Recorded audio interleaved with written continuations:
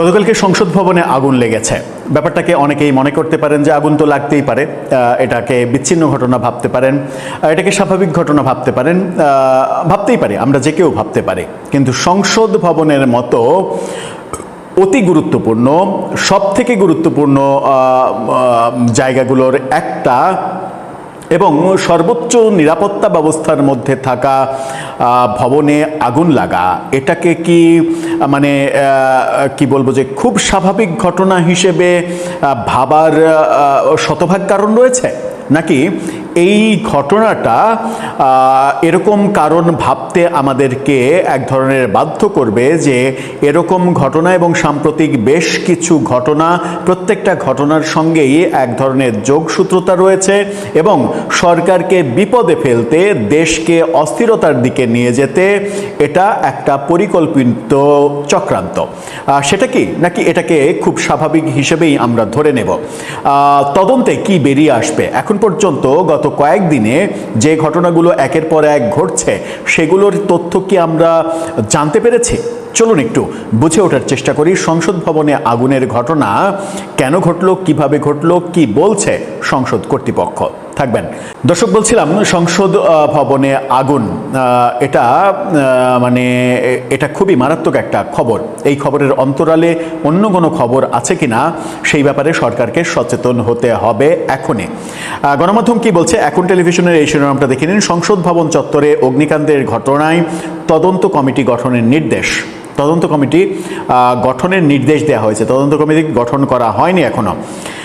জাতীয় সংসদের মূল ভবনে অবস্থিত গণপূর্ত বিভাগ ১-এর নির্বাহী প্রকৌশলীর কার্যালয়ে আনুমানিক ৩:৩০টার দিকে অগ্নিকাণ্ডের এই ঘটনা ঘটে।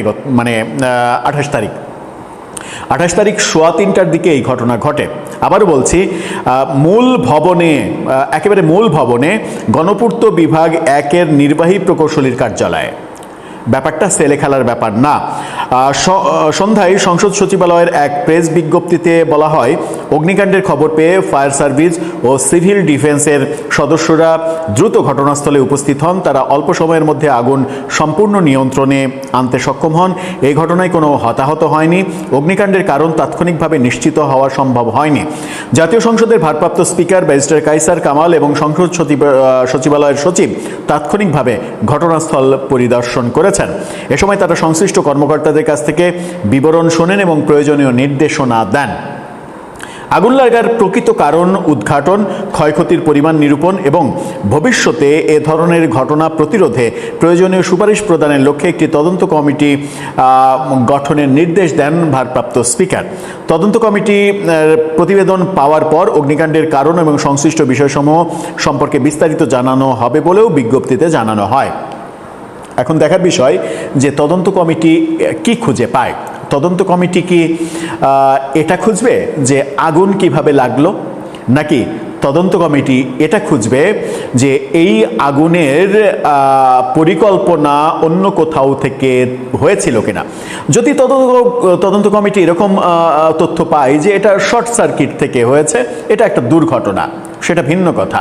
যদি এটা দুর্ঘটনা না হয়ে থাকে কিংবা কারো অসাবধানতার কারণে, অসচেতনতার কারণে এটা হয়ে থাকে, তাহলেও কিন্তু অনেক যদি কিন্তু প্রবেশ করানোর স্কোপ রয়েছে। স্কোপ এই কারণেই রয়েছে, আমরা দেখছি যে 12ই ফেব্রুয়ারির যে নির্বাচন, সেই নির্বাচন করতে চায়নি ডক্টর ইউনূস সরকার, এরকম বক্তব্য সংসদে স্বরাষ্ট্রমন্ত্রী একেবারে প্রকাশ্যে বলেছেন এবং বলেছেন যে নির্বাচনটা যেন অন্তত দেয়, সেই কারণে আমাদের অনেক কৌশল অবলম্বন করতে হয়েছে, অনেক শর্তে রাজি হতে হয়েছে, শুধুমাত্র নির্বাচনটা যেন হয়। সুতরাং নির্বাচন হোক, নির্বাচন হলে অবধারিতভাবে বিএনপি, যেহেতু আওয়ামী লীগ নেই, বিএনপি ক্ষমতায় আসবে, এই প্রক্রিয়াকে মেনে নিতে পারেনি সরকারের একটা বড় অংশ, যারা নির্বাচন চায়নি। যারা নির্বাচন চায়নি, যারা বিএনপি ক্ষমতায় আসুক এটা চায়নি, তারা বিএনপিকে বিপদে ফেলতে চাইবে, এটাই স্বাভাবিক। আমরা গত কয়েকদিনের ঘটনা যেগুলো পর্যালোচনা করতে পারি, পর্যালোচনার দরকার নেই, উল্লেখ করতে পারি, সেটা হচ্ছে যাত্রাবাড়িতে 6 জন জঙ্গিকে গ্রেপ্তার করা হলো। মার্শাল আর্ট প্রশিক্ষণের অন্তরালে তারা জঙ্গি প্রশিক্ষণ দেয় এবং পাকিস্তানি টিটিপি বাহিনীর জঙ্গি বাহিনীর সদস্য সংগ্রহের কাজ চলে। এটা একটা বড় ঘটনা এবং ইউনূসীয় যুগে কারাগারে যত জঙ্গি সন্ত্রাসী ছিল সবাইকে মুক্ত করে দেওয়া হয়েছে, সবাইকে, একজনকেও বাদ নাই। যে কোনো কৌশলে, যে কোনোভাবে আইনমন্ত্রী আসিফ নজরুল এই কাজটার তত্ত্বাবধান করেছেন নিজে এবং তাদেরকে মুক্ত করেছেন। মুক্ত করে বাংলাদেশে আবারও ওই উগ্রবাদ প্রতিষ্ঠিত হোক, এই ফর্মুলার প্রথম ধাপটা করে ফেলেছেন। পরের ধাপ হচ্ছে অ্যাপ্লাই করা, এবং সেই অ্যাপ্লাইটাও আমরা এই যে 6 জনের গ্রেপ্তার, তারপরে আমরা দেখছি যে মতিঝিলে মেট্রো স্টেশনের নিচে ছাতা বোমা পাওয়া যাওয়া, নারায়ণগঞ্জে পেট্রোল পাম্পে বোমা বিস্ফোরণ, উত্তরায় পরপর 2টা 10 মিনিটের ব্যবধানে 2টা বোমা বিস্ফোরণ, এই ঘটনাগুলো কি বলে? এরপরে মাদারীপুরে একটি ঘরের মধ্যে বোমা বিস্ফোরণে ঘরের চাল উড়ে যাওয়া, এই ঘটনাগুলো কি বলে? স্বাভাবিক কোনো ইঙ্গিত দেয়? এখানে আমাদের আতঙ্কিত হওয়ার ব্যাপার রয়েছে। এবং আমরা পুলিশের গোপন নথিতেও এই খবর পেয়েছিলাম যে জঙ্গিরা দেশকে অস্থির করার চেষ্টা করছে, এরকম গোপন নথি কিন্তু গণমাধ্যমে প্রকাশিত হয়েছিল। সুতরাং উদ্বেগ তো রয়েছে। এরপরেই মাদারীপুরের ঘটনা আগের দিন ঘটলো, পরের দিনই সংসদ ভবনের এই ঘটনা। প্রত্যেকটা ঘটনার সঙ্গে এক ধরনের যোগসূত্র আছে কিনা সেটা খতিয়ে দেখতে হবে। এমন তো হতেই পারে যে বড় ধরনের কোনো পরিকল্পনার ড্রেস রিহার্সেল করছে তারা, হতে পারে। এবং এই পুরো প্রক্রিয়াটা সরকারকে বিপদে ফেলার ফন্দি কিনা সেটাও সরকারকে বুঝতে হবে। কারণ যদি বড় কোনো ঘটনা ঘটে যায়, সেটাকে সামলে ওঠা কিন্তু তখন সরকারের পক্ষে কঠিন হয়ে যাবে। আমার মনে হয় যে এই কারণেই ওই যে প্রবাদ আছে না, বাসর রাতে বিড়াল মারার যে প্রবাদ, আমার মনে হয় সরকারকে বাসর রাতে বিড়ালটা মারতে হবে, নতুবা মহা বিপদ চলে আসতে পারে। এবং সেই বিপদটা সুনামি আকার ধারণ করলে অবাক হওয়ার কিছু থাকবে না। যদি আপনি কোনো একটা ঘটনাকে তুচ্ছ তাচ্ছিল্য করেন, ডন্ট কেয়ার ভাব করেন, মনে করেন যে এটা তো ঘটতেই পারে, তাহলেই ওখান থেকেই বিপদের সূত্রপাতটা হতে পারে। আমার মনে হয় যে সরকারের স্বরাষ্ট্র মন্ত্রণালয়, সরকারের ইন্টেলিজেন্স, তারা এই ব্যাপারে তো সচেতন রয়েছে। আমরা তো আলোচনা করতে পারি, তারা তো আমাদের চাইতে অনেক বেশি সচেতন। কিন্তু প্রশ্ন জাগে তখন যখন এতগুলো ঘটনা ঘটলো, একটারও সিসিটিভি ফুটেজ এবং সেই ফুটেজে কি পাওয়া গেছে, কারা দোষী, এই ধরনের কোনো তথ্য আমরা জানতে পারলাম না। দর্শক, আপনার কি মনে হচ্ছে? তারেক রহমান যমুনায় নৈশভোজ ডেকেছিলেন।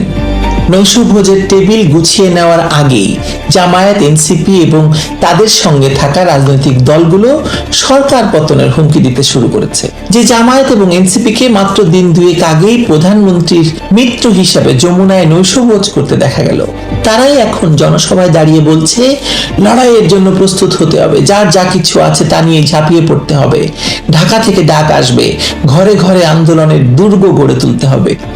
আর তাদের জোট সঙ্গী অলি আহমেদ তো সরাসরি হিসাব দিয়ে বলছেন জামায়াত, এনসিপি এবং মামুনুল হক এক হয়ে গেলে 1 সপ্তাহের মধ্যেই তারেক রহমানের সরকারের পতন অনিবার্য। নৈশভোজের খাবার হজম হতে না হতে এই সরকার পতনের ডাকের মাঝে যে আসলে কি, চলুন বোঝার চেষ্টা করা যাক। ব্যাপারটা তাহলে কি দাঁড়ালো? যমুনায় একসঙ্গে নৈশভোজ, বাইরে এসে সরকার পতনের হুঙ্কার, ভেতরে মিত্র, বাইরে বিপ্লবী। একই টেবিলে খাওয়া দাওয়া শেষ করে হাত ধুয়ে একজন প্রধানমন্ত্রীর বাসভবনে থেকে গেলেন, অন্যজন মঞ্চে উঠে বললেন এই সরকারকে 1 সপ্তাহের মধ্যে নামিয়ে দেওয়া সম্ভব। বাংলাদেশের রাজনীতিতে অভিনয়ের অভাব কখনো ছিল না, কিন্তু এত দ্রুত পোশাক বদলের দৃশ্য বোধহয় আগে খুব বেশি দেখা যায়নি। জামায়াতের আমির ডাক্তার শফিকুর রহমান বলেছেন ঢাকা থেকে আন্দোলনের ডাক আসবে এবং বর্তমান সরকার আওয়ামী লীগের পথ অনুসরণ করলে জনগণ তাদেরও তাড়াবে। আর নাহিদ ইসলাম আরেক কাঠির সরেশ। নাহিদ ইসলামও তারেক রহমানের সরকারকে সতর্ক করে বলেছেন তথাকথিত জুলাই বিপ্লব এবং সংস্কারের দাবি ভুলে গেলে তার পরিণতি সরকারকে ভোগ করতে হবে। নব্য জামাতি অলি আহমদ আরো এক ধাপ এগিয়ে গিয়ে ঢাকার প্রবেশ পথ বন্ধ করে লাখ লাখ মানুষ নামিয়ে সরকার পতনের রূপরেখাও দিয়ে দিয়েছেন। অর্থাৎ এখানে শুধু অসন্তোষ প্রকাশ করা হয়নি, সরকারকে অচল করে দেওয়ার ভাষাও ব্যবহার হয়েছে। কিন্তু প্রশ্ন হলো এই বিপ্লবীরা নৈশভোজে গেলেন কেন? তাহলে তারেক রহমানের সরকার যদি এতটাই ফ্যাসিবাদী পথে হাঁটতে শুরু করে থাকে, যদি তার পতন এক সপ্তাহের ব্যাপার হয়, তাহলে প্রধানমন্ত্রীর নিমন্ত্রণ গ্রহণ করে তার সঙ্গে রাজনৈতিক সৌজন্য এবং মিত্রতা প্রদর্শন করার কারণটা কি? সরকার পতনের আন্দোলন সাধারণত প্রধানমন্ত্রীর বাসভবনে রাতের খাবার খেয়ে শুরু হয় না। অন্তত সত্যিকারের সরকার বিরোধী রাজনীতিতে ক্ষমতাসীন সরকারকে উৎখাতের ঘোষণা এবং সেই সরকারের মিত্র হিসাবে আতিথ্য গ্রহণ পাশাপাশি চলে না, আমরা দেখি নাই কখনো।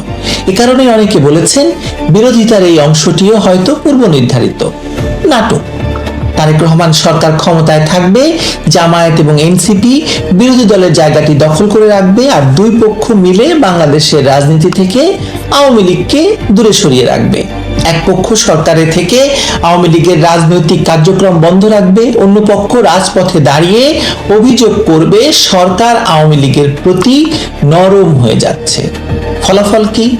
বিএনপি নিজেকে মধ্যপন্থী দেখাবে, জামায়াত এবং এনসিপি নিজেদের বিপ্লবী প্রমাণ করবে, কিন্তু আওয়ামী লীগের জন্য নির্বাচনের দরজা বন্ধই থাকবে। আওয়ামী লীগের জন্য রাজনীতির দরজা থাকবে বন্ধ, বন্ধ এবং বন্ধ। আমার এই কথা সত্যি কিনা সেটা আরো শক্তিশালী হয় যে জামায়াতের নির্বাচন কমিশনের দেওয়া আবেদনে। একদিকে তারা তারেক রহমান সরকারের বিরুদ্ধে আন্দোলনের হুমকি দিচ্ছে, অন্যদিকে সেই সরকারের অধীনে গঠিত নির্বাচন কমিশনের কাছে গিয়ে দাবি করছে স্থানীয় সরকার নির্বাচনেও আওয়ামী লীগের কোনো নেতা যেন অংশ নিতে না পারেন। অর্থাৎ জামায়াতের প্রধান উদ্বেগ সরকার পতন নয়, তাদের সবচেয়ে জরুরি রাজনৈতিক কাজ এখনো আওয়ামী লীগকে ভোটের মাঠ থেকে সরিয়ে রাখা। আপনি পুরো নাটকটা ধরতে পারছেন তোরা? রাজনৈতিক যুক্তি তো আছে এই নাটকের, মানে না এটাকে নাটক বলার পেছনে। জামায়াত যদি সত্যি সরকার পতন করতে চায় তাহলে নির্বাচনে আওয়ামী লীগ অংশ নেবে কিনা সেটি নিয়ে এত উদ্বেগ থাকার তো কথা নয়। সরকার পতন ঘটলে নির্বাচন কমিশন, নির্বাচনী কাঠামো এবং রাজনৈতিক বন্দোবস্ত নতুন করে নির্ধারিত হবে, কিন্তু তারা একই সঙ্গে সরকার পতনের হুমকি দিচ্ছে, বর্তমান সরকারের নির্বাচন কমিশনের কাছে নিজেদের প্রধান প্রতিদ্বন্দ্বীকে নিষিদ্ধ রাখার অনুরোধ করছে। এর মানে সরকারকে সরানো তাদের তাৎক্ষণিক লক্ষ্য নয়, বরং সরকারকে চাপ দিয়ে নিজেদের রাজনৈতিক দাবি আদায় করাই প্রধান উদ্দেশ্য। এনসিপির অবস্থাও একই।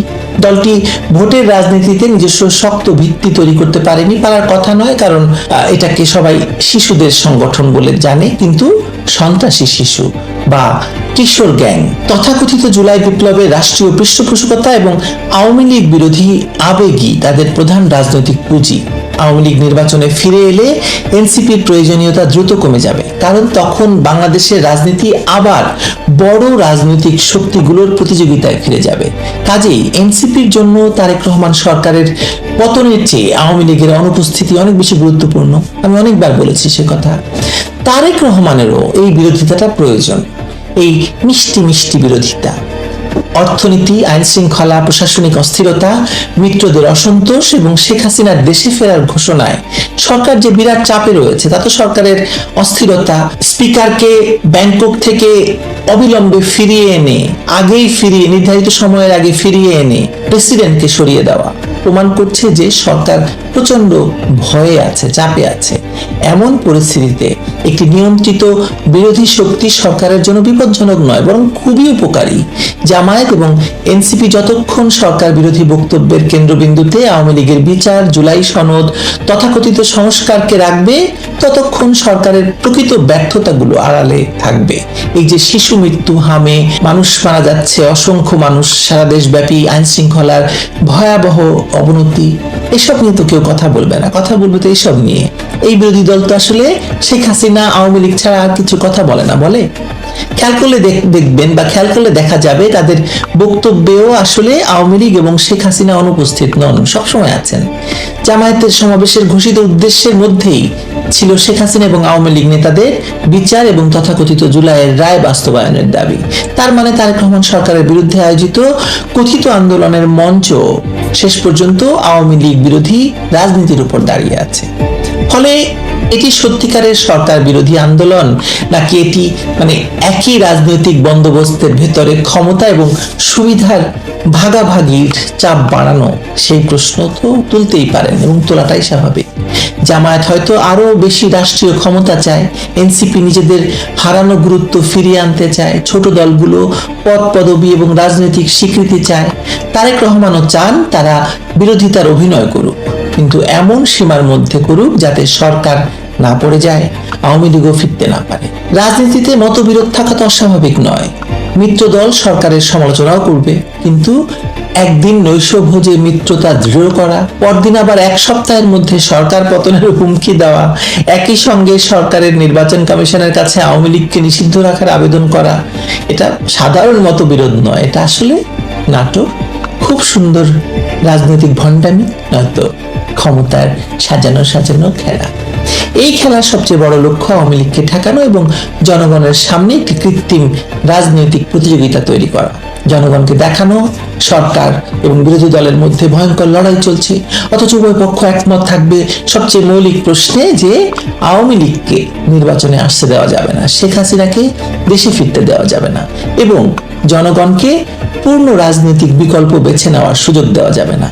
তাই জামায়াত এবং এনসিপির সরকার পতনের ডাক শুনে এখনই বিপ্লবের ঢোল বাজানোর কোনো কারণ নেই। আগে দেখতে হবে তারা প্রধানমন্ত্রীর নৈশভোজ খাবার কিভাবে হজম করলো, সংসদীয় সুবিধা কিভাবে তারা নিচ্ছে, সরকারের সঙ্গে রাজনৈতিক সমঝোতা তাদের কি, এবং তারা একটি অন্তর্ভুক্তি নির্বাচনের দাবি তোলে কিনা সেটাও আপনাকে দেখতে হবে। এসব না করে শুধু মঞ্চে দাঁড়িয়ে ঢাকা অচল করার হুমকি দিলে আন্দোলন না বলে সেটি আওয়ামী লীগ হটানোর বা আওয়ামী লীগকে নির্বাচনের বাইরে রাখার নাটক বলতে পারেন বরং। এবং নৈশভোজের পর আপনি এটাকে পলিটিক্যাল ডেজার্ট বা রাজনৈতিক মিষ্টান্নও বলতে পারেন, রাজনৈতিক রসগোল্লাও বলা যেতে পারে। মূল খাবার ছিল আওয়ামী লীগ ঠেকানোর ঐক্য, আর সরকার পতনের হুঙ্কার হচ্ছে জনগণকে দেখানোর জন্য সাজানো শেষ পদ। টেবিলের দুই পাশে বসা লোকগুলো ঝগড়া করছে ঠিকই, কিন্তু তাদের সামনে রাখা মেনুটা এখনো সেই একই আছে, আওয়ামী লীগ, শেখ হাসিনা এবং জনগণ যাতে স্বাধীন রাজনৈতিক সিদ্ধান্ত না নিতে পারে সেটি নিশ্চিত করা। এটাই বর্তমানে বিএনপি, জামায়াত, এনসিপির রাজনৈতিক মেনু, এর বাইরে আর কিছুই নেই। ভালো থাকবেন সবাই।